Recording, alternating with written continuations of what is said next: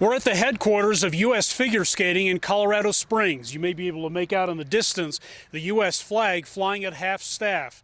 The offices here are closed on this snowy Thursday as those who promote the sport begin to process the shock of what happened in Washington, D.C.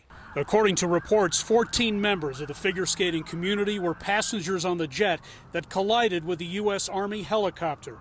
They were returning from a development camp that followed the U.S. Figure Skating Championships held last week in Wichita, Kansas. Among those killed, 6 people affiliated with the Skating Club of Boston, including teenage skater Spencer Lane and his mother. Spencer was a pretty young phenom, has only been with the sport a couple of years and was just rocketing to the top. And his parents were working to support that. 2 Russian-born coaches from the Boston club, Evgenia Shishkova and Vadim Naumov, who were 1994 world pair champions, were among the others on board. The figure skating community is tight-knit, as is the amateur athletics community in general. News of the crash has reverberated around the world. I'm also acutely conscious there were Olympians and the families of Olympians on that desperate flight.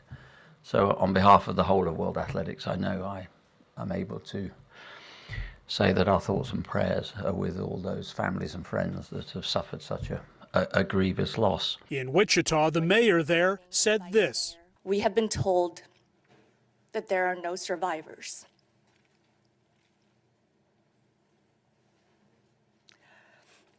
We mourn with all those who have been impacted.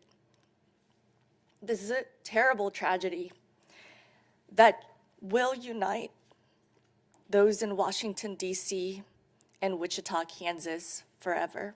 We are devastated by this unspeakable tragedy and hold the victims' families closely in our hearts, said U.S. Figure Skating. The main lesson I think learned in skating is you get back up. Keep on trying, and even when it's hard, you get back up. Even when you're crying, hurt, pain, you get back up and move forward. It's not easy, but that's what we all have to do now together. There are no plans for any type of official service or remembrance here in Colorado, at least not yet. U.S. Figure Skating says we will continue to monitor the situation and will release more information as it becomes available. Hendrik Sabrandi, CGTN, Colorado Springs.